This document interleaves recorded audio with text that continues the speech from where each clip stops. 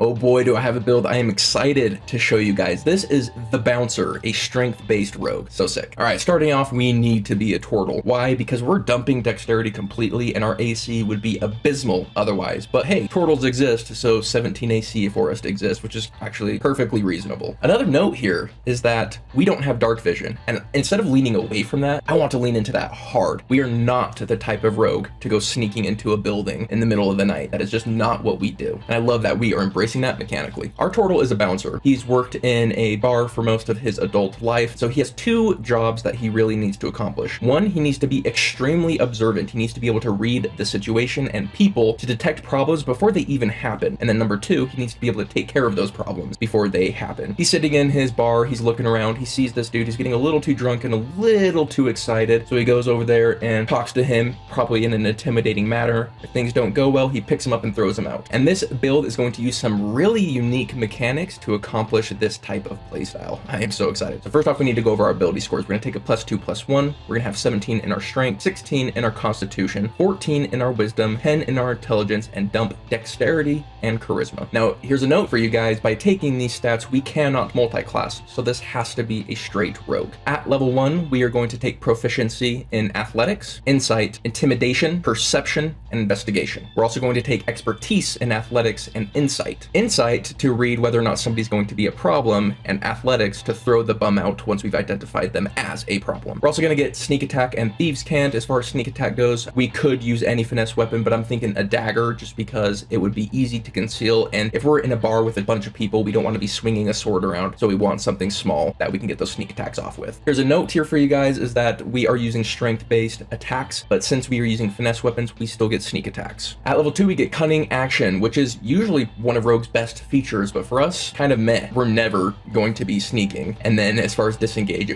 we usually won't be disengaging. We're quite happy to get into a fight. But the main one we're gonna actually be using it for is dash, both to get us into melee combat as quick as possible, but also if anyone's trying to escape, we can chase them down and then grapple them with our excellent athletics. So escaping our team is gonna be very difficult with us on it because we're fast and we're tough to escape from with our grapples. You can't run from me. At level 3, we're getting Inquisitive. This plays into our ability to read situations. Our insight roll is already pretty insane. Even at level 3, the minimum we can roll is 14, and that's gonna be quite important because we have a feature that lets us, as a bonus action, use our insight roll against their deception, and if we complete it, we can make sneak attacks against them even if they're not next to an opponent or we don't have advantage, but we can't do it if we have disadvantage, but still it lets us one-on-one people, which most rogues can't do, so we can actually duel somebody. And the last thing we can do is use a bonus action to try and investigate or perceive. This is not gonna come up super often, but if there's a hiding creature, we can get 2 chances at finding them, so it may come up every now and again. At level 4, we're picking up Tavern Brawler. Yep, you heard me right. Tavern Brawler is optimal for this build. One, it's going to round out our strength, so now we have 18 strength, and then it gives us a really interesting mechanic. If we're attacking with an improvised weapon, we can do a bonus action grapple. Now, we want to be getting a sneak attack off every turn. We don't want to be spending our turns grappling, so this gives us the option to do both. Now we can grapple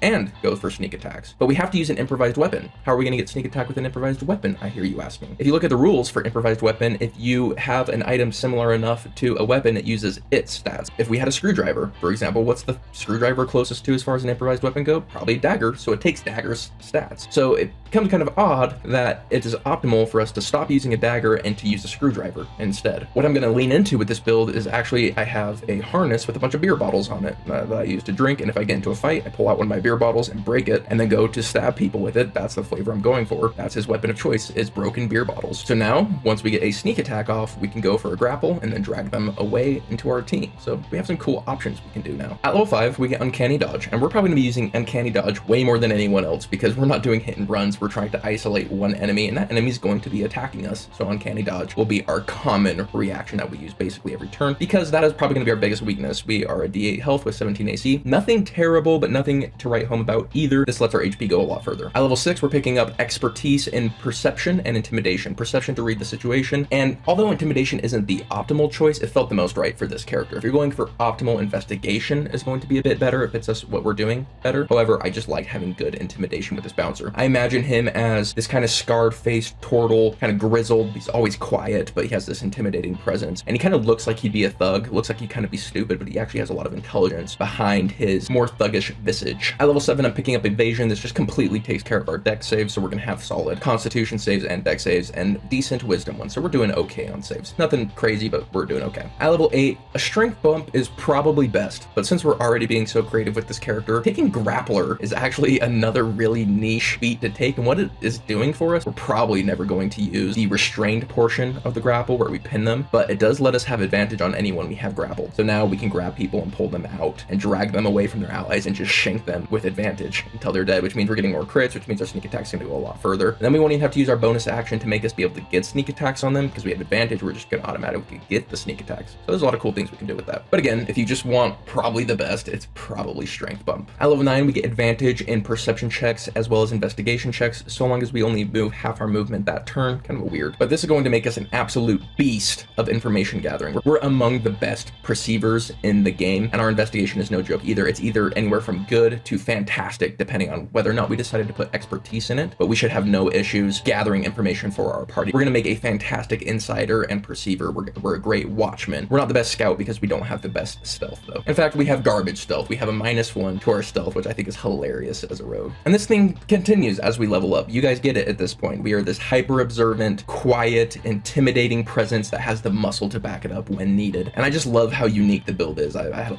ton of fun creating this one. I loved the challenge, but let me know what you guys would do with the same challenge. What would you do with your strength-based rogue? Let me know in the comments down below. Other than that, I hope you have yourselves a lovely day, and I'll catch you on the next one. Later.